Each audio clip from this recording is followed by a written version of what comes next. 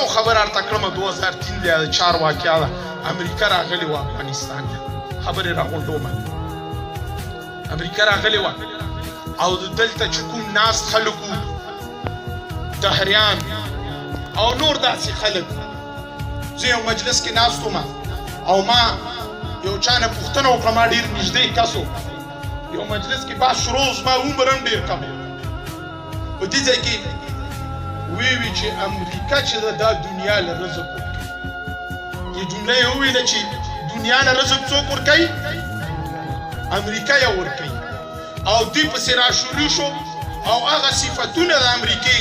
چې دا داسې ده او دا دومره طاقتور ملک دی دا داسې هېڅوک یې نشي ویلی هغه خبرې ډېرې ګډې وډې وې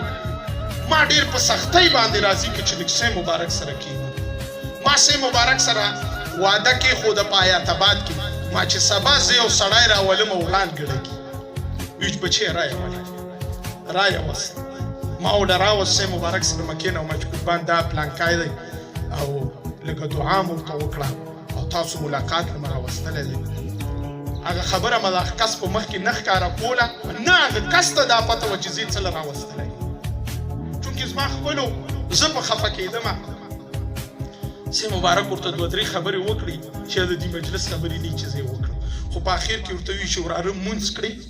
چې کړم یې خو کله نه کله رانه قضا شي نو بیا یو 2 منځونه کړم ورسي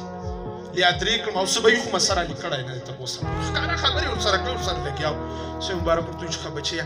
منځونه او بس چې څنګه ستا تابع یې هغسې کړه سي مبارک خو طریقه دا وه چې چاته به یې حکم نه کړ په یې خبره باندې نو ورته وایي چې وراره یې خبره ورته کړمه که تابعه دی ورځې به 50 ځل کلمت ویبئ ورته وایي چې دا خو اسانه خبره ده به زه یم داسې ناست وم 50 ځل به زه ورځې کلمت ویبئ سي مبارک ورته وفرمیل چې وراره بس 50 ځل کلمت ویبئ بس هغه ټینګ کې دعا وکړم زه سي مبارک د لاس نه ونیوم ما ته یې وویل چې وراره بس دا سړی به بیا ته نه راولي که دا ټیک شو تا به راولي والله العظیم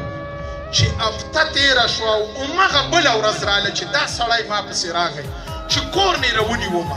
لاس نه یې ونیوم کور نه یې راوچت کړم چې سي مبارک لمه ما ورته وایي چې څه شی تا خو یاد ویې چې نه ما چې 50 ځل ذکر ما ته خو پته وه ما خو کښېنولی ځکه ورته چې دا سړی زړونه پاکوي دا سړی د خلکو کږې لارې نیغی دا سړی خلک الله ته رسوي دا سړی خلک رسول الله ته رسوي قسم دی چې پوره هفته بعد دغه سړي زه لاس نه نیولی را روان یې کړم چې سي مبارک لمه بوځه په موکا او لیار کې هېڅ نه راته وی خو چې سي مبارک ته راورسېده لاسو چپېدو په ځای یې قسم چې خپې ونه چپ کړې او دا خبرې ورته وکړه چې قربان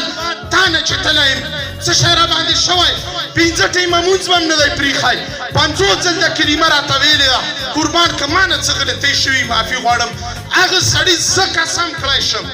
چې په 2003 کې مې سي مبارک سره میلاو کړی چې 2003 نه بعد تهجد نه دي تر قضا شوي سبحان الله